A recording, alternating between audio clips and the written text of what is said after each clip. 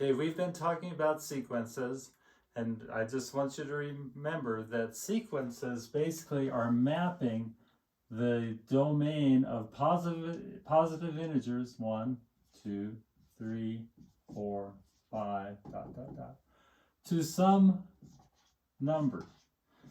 Could be an arithmetic sequence, it could be a geometric sequence, it could be anything, but this is how we defined our function. We are mapping from the domain of positive integers. That means there is a certain order to this sequence. Mathematical induction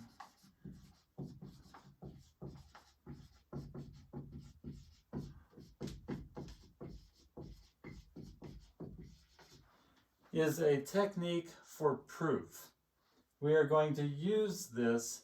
We're going to show that it works for the first one, then we're going to show that it works for any, or we're going to assume that it works for any integer down the road, and then we're going to show that, okay, if it works for this one, it's going to work for the next one over. Here we go. Step 1, with mathematical induction, show that it works for n equals 1. And you're going to say, what are we talking about with it? Show that what works? It's going to be a proposition. In the case that we're going to show that the partial sum of all the odd numbers is equal to the square of the number of numbers that you have. It's kind of neat. Step 2 is we assume. And this is the part that most people have trouble with mathematical induction, because they think, how can we assume? Don't we need to show it? No, you need to assume it. You need to say, for this n, any value, it's going to be true. We don't know what that n is, but we're going to assume that it's true and then show that it works for the next one. So let's write that down. We assume that it works, again, our proposition, for some number that we call k. We don't know what k is. Could be 27, could be 1092, could be anything. But we're calling it k. And we're assuming that it works. Step 3 is, using this assumption, show that it works for n equal to that k plus the next, well, k plus 1. Here's our example. We want to show that the partial sum of all the odd numbers, 1 plus 3 plus 5 plus 7, I don't mean all the odd numbers, I mean up to a certain number, plus ... And then here, I want to put something that will be my final odd number. Well, if I just put n in here, n could be an even number. I need to force it to be an odd number. And here's how I do it. I force it to be an odd number by taking 2 times whatever n is. Well, that forces it to be even. Then I subtract 1, and that makes the force complete. Now I know I have an odd number.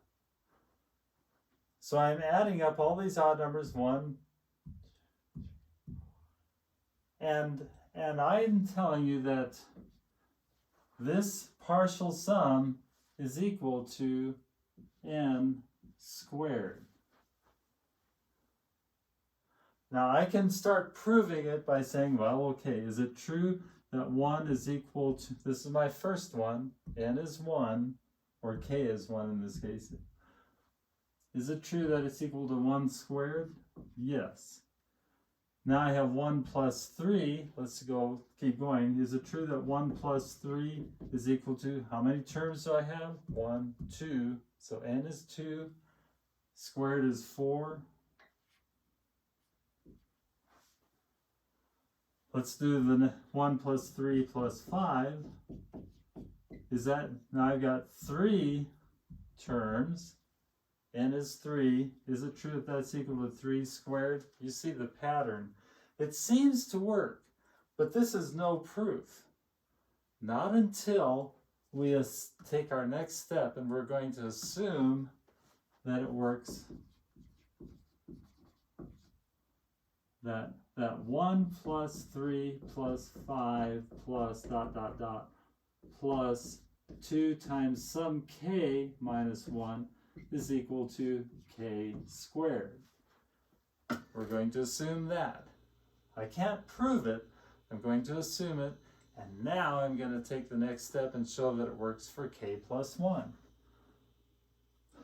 If that's true, then let's write out. Then we have 1 plus 3 plus 5 plus ... plus 2k minus 1. And now what is our next term? If we have k and we're adding k plus 1, it's going to be plus 2 times k plus 1 minus 1. This is my next term. After k comes this term. And I want to show that this is equal to k plus 1 squared. Here's how I do it. I know that this guy right here is equal to k squared. How do I know that? By step 2, my assumption. I assumed that this up to here is equal to k squared. So what I have left here is 2k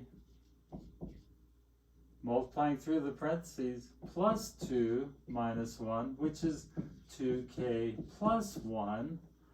When I add k squared plus 2k plus 2 minus 1, I get k squared plus 2k plus 1, which factors to k plus 1 squared.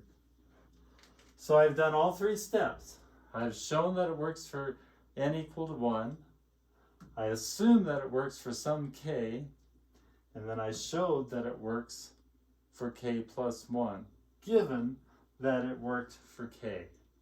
That is mathematical induction. 3 steps, you've got to do them all.